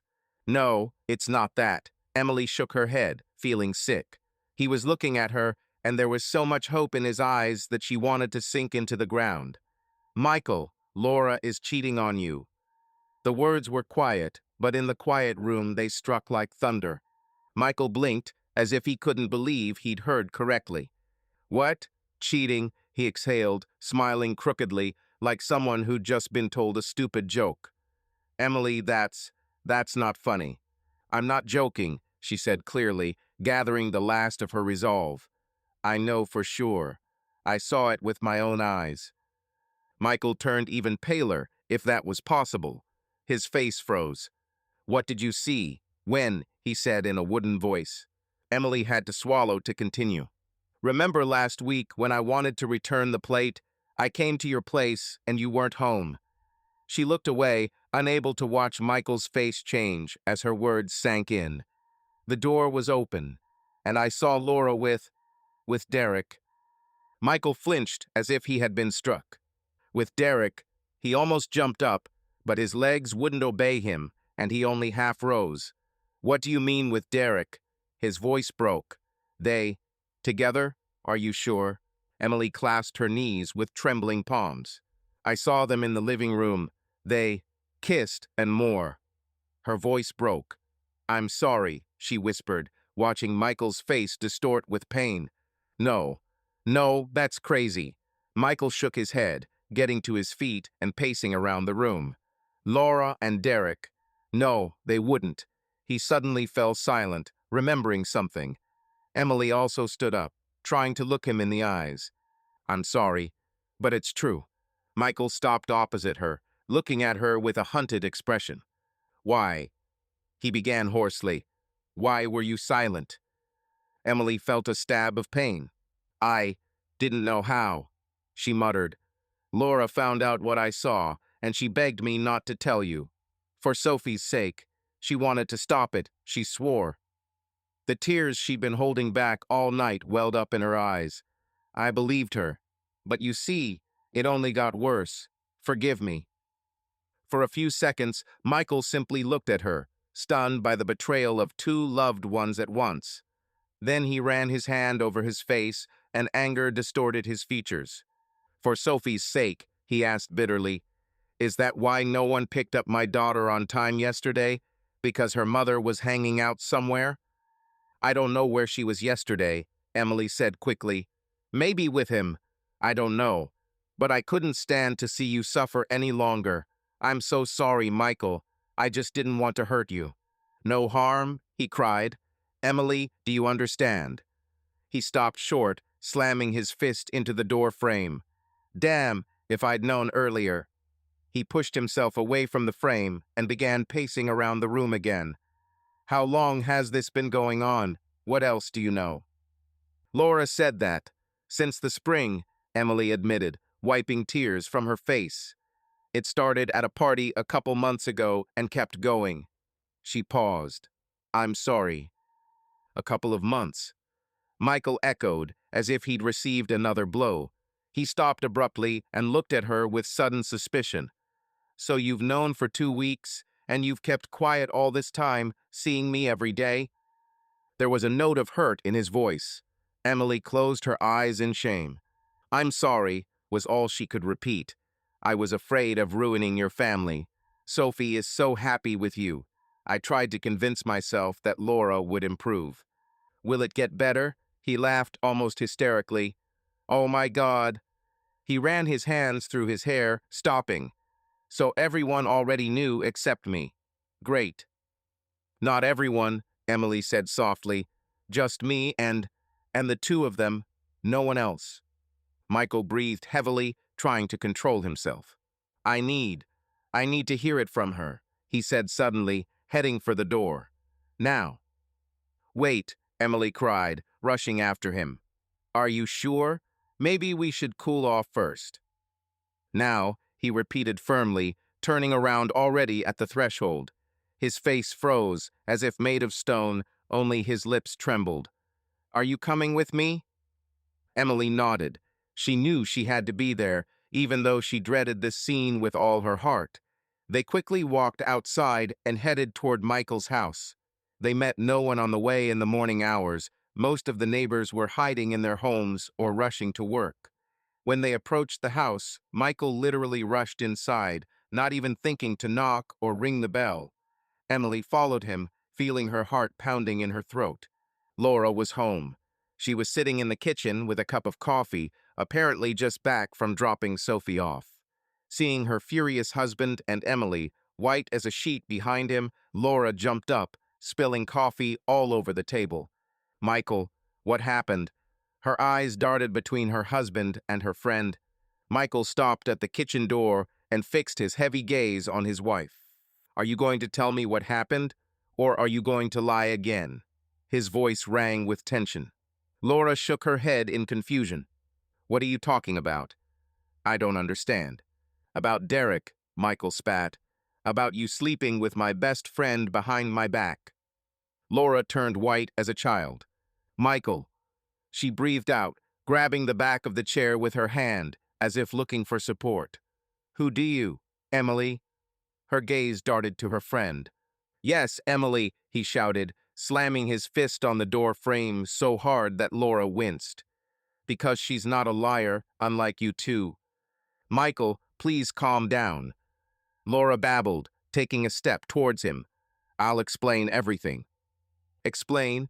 He pulled back, his eyes flashing. Oh, now you explain. Maybe first explain how long this has been going on. And why the hell was my wife having sex with my friend while I was working hard for yours and your daughter's good life? Don't say that. Laura screamed, her face distorted. I didn't mean to hurt you. It's too late, Michael snapped. Answer the question. How many months have you been deceiving me? 3. Laura said hoarsely, lowering her head. About 3 months. Michael exhaled heavily, closing his eyes for a moment as if he had been struck. Emily remained motionless, leaning her back against the wall in the hallway, feeling her legs go weak. The scene was worse than a nightmare. 3 months. Michael repeated slowly. Oh, Lord, Laura, why? What did I do to you that you would do this? I thought we had everything. I don't know, Laura sobbed, covering her face with her hands. I don't know what happened to me. She sank to her knees right on the kitchen floor, sobbing. I got confused. I was lonely. You were always at work. I felt like an empty space. It's not his fault. I started it all myself. Laura spoke quickly, haltingly, through her tears. Do you remember that party at the Jennisons? You couldn't go then. You had reports. We drank. I was angry with you. Derek gave me a ride home. I invited him over. I thought nothing would happen, but She raised her wet face, looking at her husband pleadingly. It was like an obsession. Then I regretted it. Really, and he did too. We tried to stop everything. But somehow we broke down again.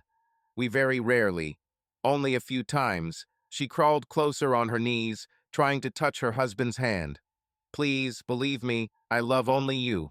It was a mistake. Michael recoiled, not allowing himself to be touched.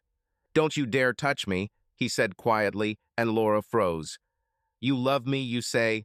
Saying you love me and then stabbing me in the back. That's what it's called. Laura began to cry even harder. Forgive me. Please, forgive me. I will do everything to make you forgive me. Just don't leave us.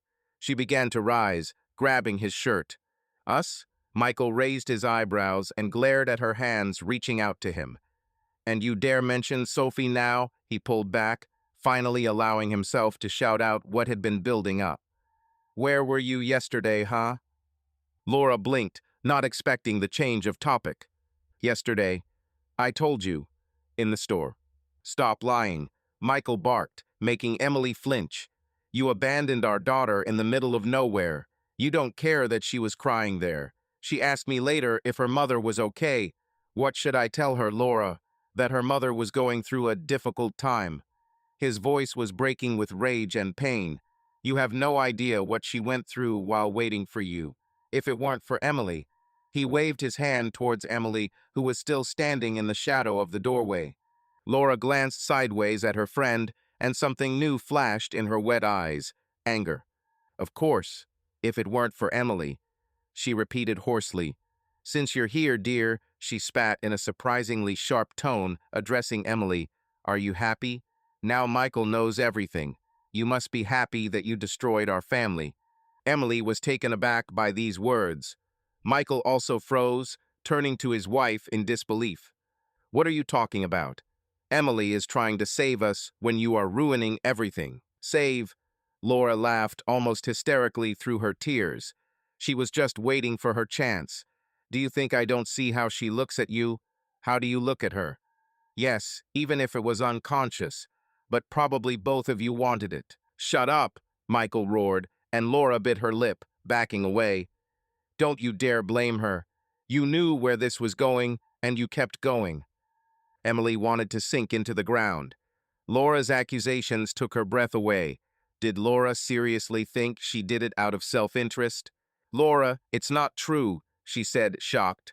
I kept quiet for you and Sophie for so long. Of course, for us, Laura cried, wiping her tears with the back of her hand. You're a saint, aren't you? Miss Perfect, she sniffled. Don't act so noble. You rushed to tell me everything as soon as you had a chance. Enough. Michael's voice was dull and merciless. He dropped his hands as if all his strength had left him and said firmly, Laura, it's over. I don't want to see you again. Laura froze, stopping crying. What? What are you saying? She asked barely audibly. You heard everything. Michael looked away. His face seemed to have turned to stone after everything he had spilled. Pack your things and leave. Today. Laura let out a short sob whisper, as if in great pain. Michael, no, please. He didn't move, didn't even look at her. I need to get Sophie, he said through gritted teeth as he passed his frozen wife. Emily barely managed to step aside. When we get back, you'll be gone. Emily saw Laura's white lips, her trembling hands trying to hold her husband. Wait, we can. We have to try to fix everything. I beg you. But Michael was already out the door. Laura turned to Emily, her eyes filled with a frightening mixture of rage and despair. You took everything from me, she whispered. Emily didn't know what to say. Instead, she just shook her head. I didn't mean to. It was you who ruined everything, Laura. Laura covered her face with her hands and burst into tears. Emily swallowed the lump in her throat.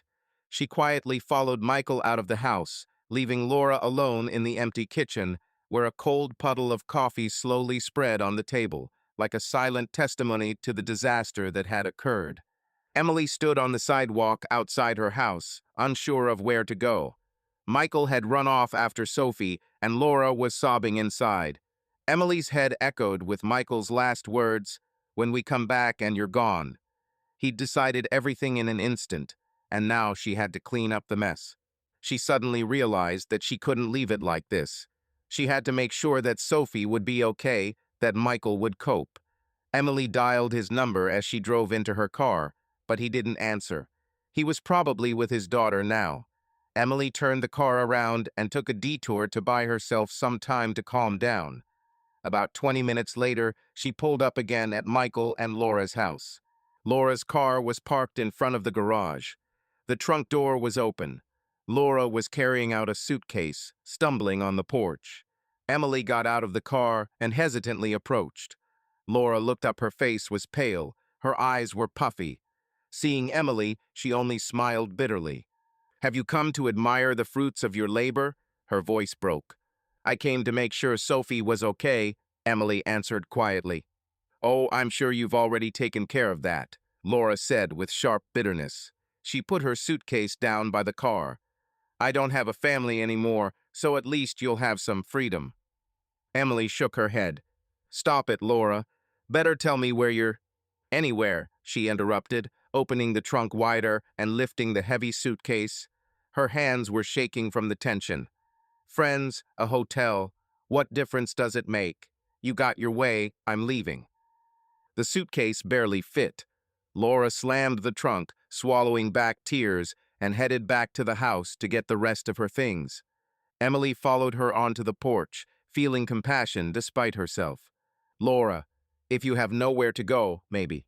Just don't offer me your help," she exploded, turning around. "I've had enough of your help." Emily fell silent. Laura was breathing heavily, her hand clenched on the porch railing. For a few seconds, they simply looked at each other, Laura's eyes blazing with pain and rage, Emily's with sadness and weariness. Finally, Laura whispered, "I hate you. You were my friend, and you stabbed me in the back. You never even tried to help me. For real, if you had, earlier." She broke off, taking a loud breath. Emily closed her eyes for a moment, holding back tears. "I tried, Laura. I believed you. But you see what happened." Laura looked at her with obvious contempt. "Sure, Miss Moral. You know, if you were me." She shook her head. "Okay, it's over. Thanks for ruining it all. Goodbye, Emily." With these words, Laura walked past and disappeared into the house. Emily remained on the porch, feeling empty. Somewhere in the distance, she heard the sound of an approaching car. She turned around. Michael's car was driving down the street. Emily stood there, not knowing what to do. Michael noticed her at the house. The car stopped abruptly at the curb. An excited Sophie looked out of the open window. And Emily. Emily waved shyly. Michael turned off the engine and got out, lifting his daughter out of the car seat. He looked collected, although there were shadows under his eyes. Sophie immediately ran to Emily, clutching her hand. "What's going on?" Michael asked quietly, looking from Emily to the open front door of the house and back. Emily sat down, hugging the girl. "Little one, come with me to the yard. Let's look for a lucky clover. Remember, you wanted to find one with 4 leaves." Sophie frowned. "And where is Mom?" Michael pinched the bridge of his nose and said quietly, "Sophie, darling, Mom will be out soon. She's leaving for a while." "How is he leaving? Where to?" Sophie looked at her father in fear, then at Emily, clearly sensing something was wrong. At that moment, Laura appeared on the porch with a travel bag. Seeing her daughter, she froze, then quickly put the bag down and opened her arms. "Sophie, baby, come to me." Sophie rushed to her mother. "Mom, are you really leaving?" Her voice trembled. Laura sank down onto the steps and hugged the girl tightly, pressing her to herself. "Yes, darling. Not for long. I need to go on business. I'm with you." Sophie wrapped her arms tightly around her neck. "Don't leave me, Mommy." Laura burst into tears, stroking her daughter's back. "Hush, darling, hush. You'll stay with Dad.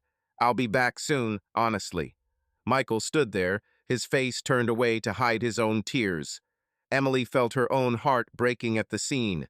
Sophie cried loudly into her mother's shoulder. "Mom, I'll be good. Don't leave."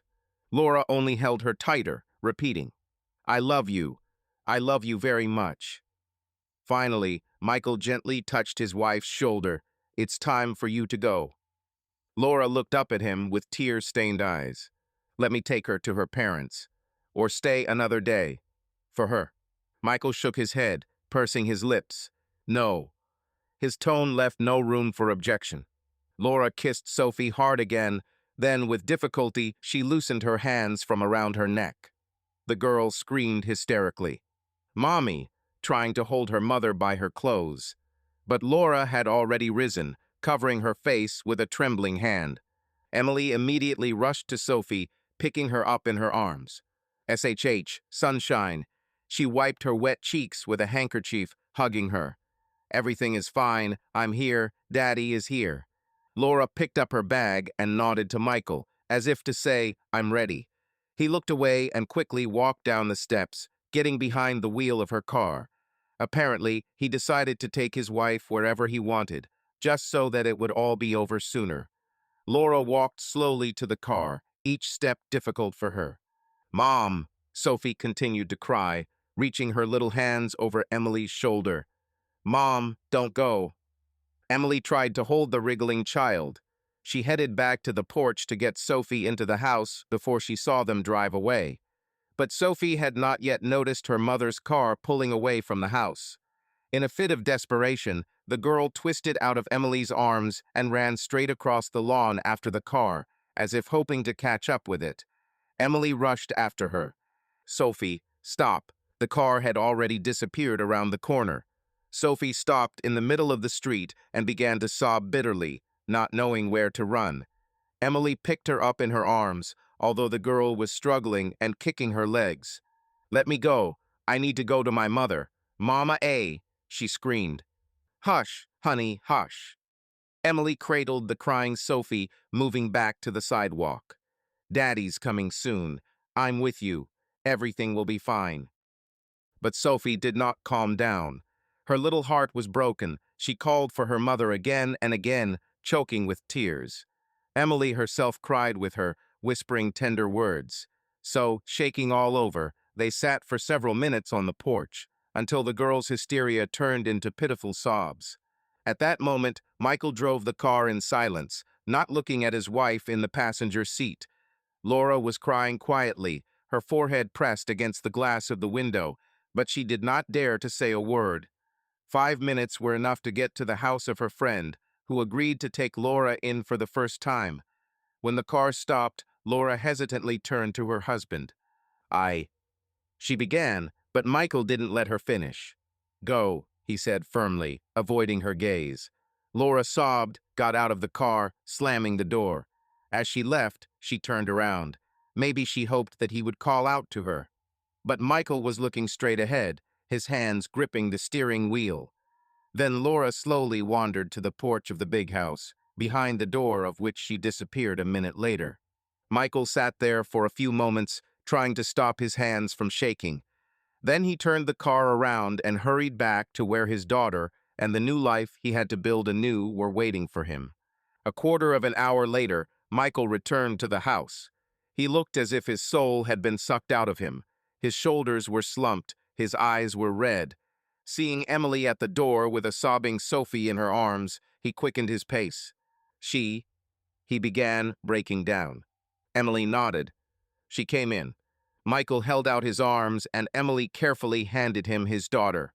Sophie, burying her face in his neck, began to sob again. Michael stroked her back, closing his eyes. "SHH, Daddy's here, baby," he whispered, trying to contain himself. "Everything's okay. I'm with you." Emily stood nearby, ready to help, although what could she help? After a while, Sophie was exhausted. The child's body needed a rest from the experiences.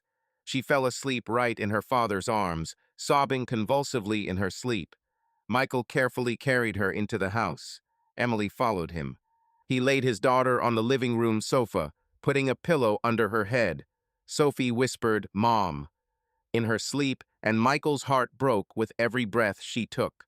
Emily brought a blanket and carefully covered the child.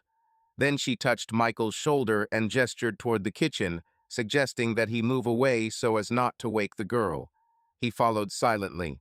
The kitchen was a mess: open cabinets, a discarded mug, a coffee stain on the counter. Like a ghost of recent happiness, a framed family photograph stood in the middle of the chaos.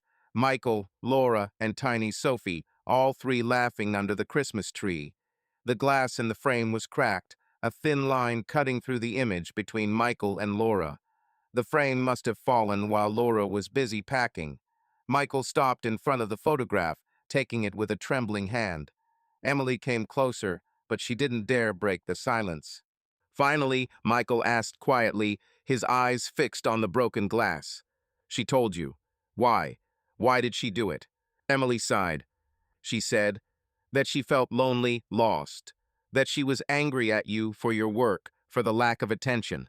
"But Michael, I think these are her problems, not your fault. Whether it's mine or not doesn't matter anymore," he answered dully, putting the frame back. "The main thing now is Sophie." He ran his hand over his face, wiping away the salty streaks. "Thank you for being here. I dread to think what I would have done on my own." His voice wavered slightly, but he kept it together. Emily placed her hand gently on his shoulder. "You are not alone, Michael." He turned to her. They looked at each other for a moment. In that silence, broken only by their ragged breathing, they did not need words. Emily saw in his eyes the same pain and weariness that she saw in herself. She gently hugged him, enclosing him in the warm circle of her arms. Michael froze for a moment and then held her tightly. They stood there in the middle of the disheveled kitchen, leaning on each other, while their little girl, now their shared responsibility and their shared hope, slept on the sofa in the living room. 3 months passed. Autumn had quietly come into its own in Boston. The trees had turned yellow, dew glistened on the lawns in the mornings. For Michael, these months had flown by in a fog. He had been waiting for this day with a heavy heart, although he understood its necessity. The tall windows of the county courthouse looked out onto the city square, and the tops of autumn trees were visible through the glass. The courtroom was almost empty and echoing. The air gave off a faint smell of old wood and paper. The courtroom of the county family court was small. Laura sat at one table with her lawyer, fiddling with a handkerchief. Michael sat at another without a representative. He decided that everything was clear. Sophie was not brought to court on the advice of the lawyers. The girl waited in the hallway with Emily, doodling in a notebook. The judge, an older man with a watchful gaze, was looking over their file. It was a simple divorce by mutual consent, irreconcilable differences. Laura, her eyes downcast, quietly answered the formal questions. Michael held himself composed, trying not to look in her direction. His chest ached. He had once sworn to love her for the rest of his life, and now there was a gulf between them. "The marriage is dissolved definitively 90 days after the decision is made," the judge said, looking at both spouses. "Do you understand?" "Yes, Your Honor," Michael answered quietly. Laura nodded, pressing a handkerchief to her mouth. "Do you have any questions about the agreement?" The judge looked around at those present. Both remained silent. They had discussed the custody and property division agreement in advance. Sophie would live with her father. Laura would have the right to visit. The house would remain with Michael for the sake of his daughter, so that she would not change her familiar environment. Laura did not argue. She decided to start over in another place and did not claim much. "In that case, the court makes a decision to dissolve the marriage," the judge concluded, signing the papers. "I wish you luck and wisdom. The hearing is over." He stood up. Everyone else stood up. Laura covered her face with her hands, trying to hold back her sobs. Her lawyer patted her shoulder, whispered a few words, then went away to collect the papers. Michael couldn't help but look at his ex-wife. She looked broken.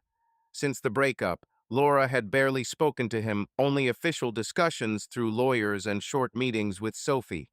Each time after such meetings, his daughter cried at night, and Michael had to rock her to sleep, remembering lullabies. Now everything was decided, but for some reason his soul was empty. He approached Laura. She raised her tear-stained eyes to him. "Michael," she whispered. He paused and then said quietly, "Take care of yourself. I don't hold a grudge." It wasn't quite true. The hurt still burned inside. But he knew that these words were important both for her and for himself. Laura nodded, tears streaming down her cheeks again. "Thank you." She tried to say something else, but only shook her head, wiping her eyes. Michael sighed, turned around, and walked confidently towards the exit. He had nothing more to add. Emily and Sophie were sitting on a long wooden bench in the hallway. The girl was diligently drawing something in her sketchbook with colored pencils, swinging her legs, and Emily was watching, smiling encouragingly. Noticing Michael coming out, Emily stood up. She looked questioningly. He nodded almost imperceptibly. That was it. Sophie slammed the album shut and ran up to her father. "Dad, I have a drawing. Look." She held out the piece of paper.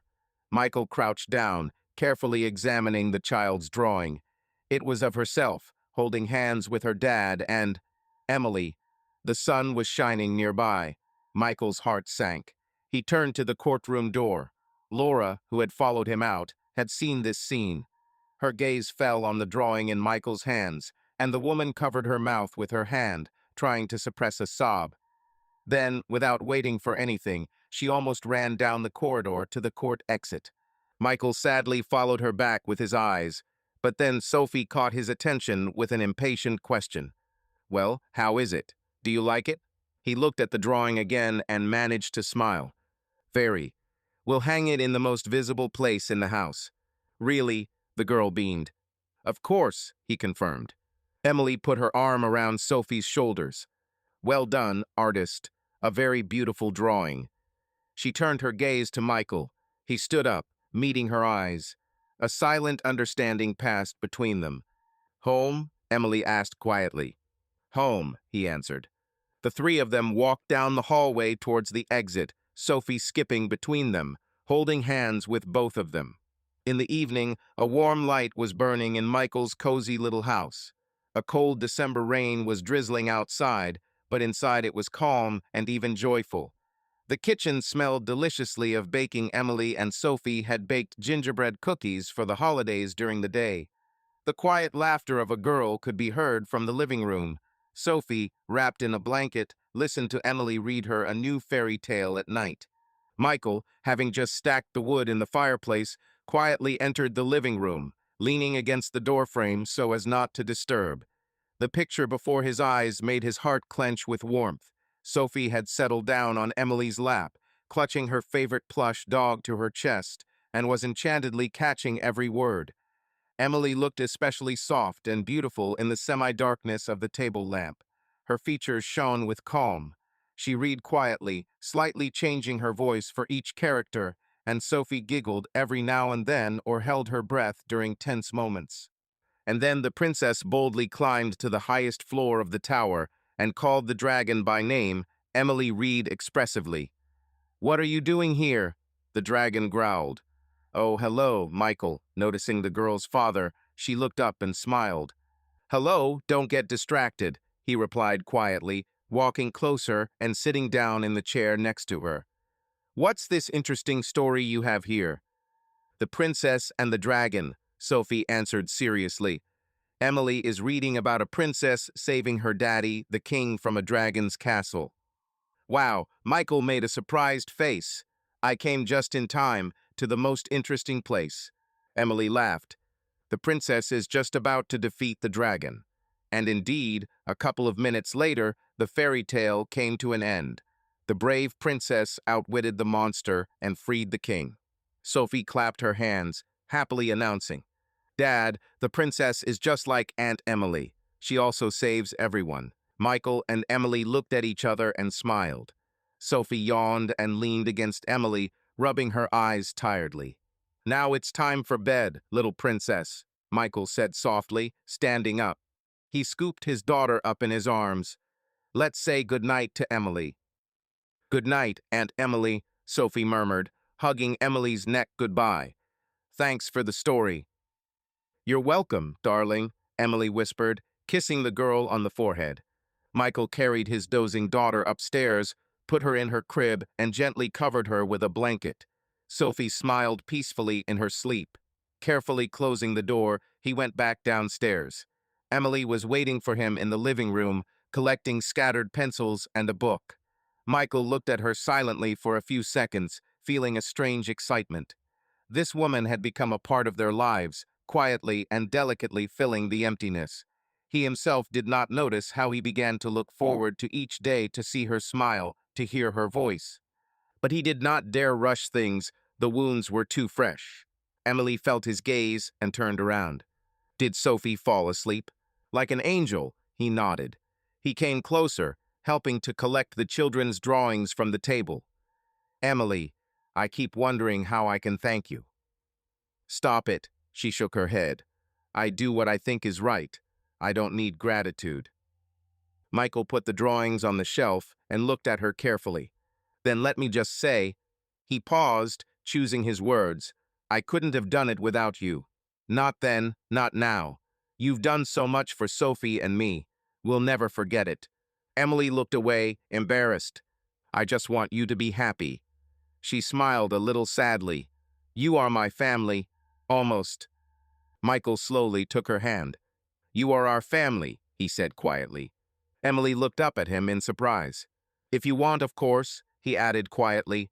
Sophie and I, we feel good when you're around. I know it's been a while, and I don't want to rush you. But, he paused and then said, almost in a whisper, do you need me as much as we need you?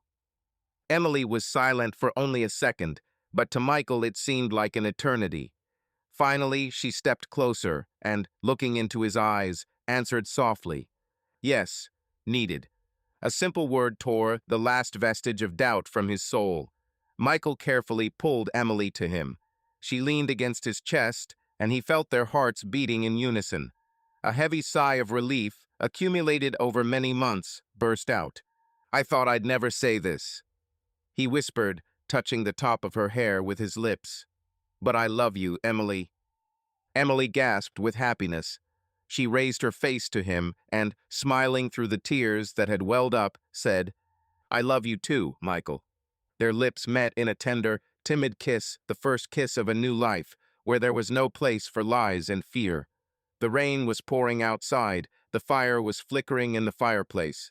Michael and Emily stood in the middle of the living room in each other's arms, knowing that there were still many trials ahead, but believing that together they could cope with any storm. After all, their home was no longer based on a beautiful picture shop window, but on a solid foundation of trust, friendship, and love. And for the first time in a long time, real happiness settled in this house. Subscribe to our channel so that your love doesn't cheat on you, and go ahead and listen to the next story, because this story is nothing compared to the next one. If you're under 18, don't even think click to the next one.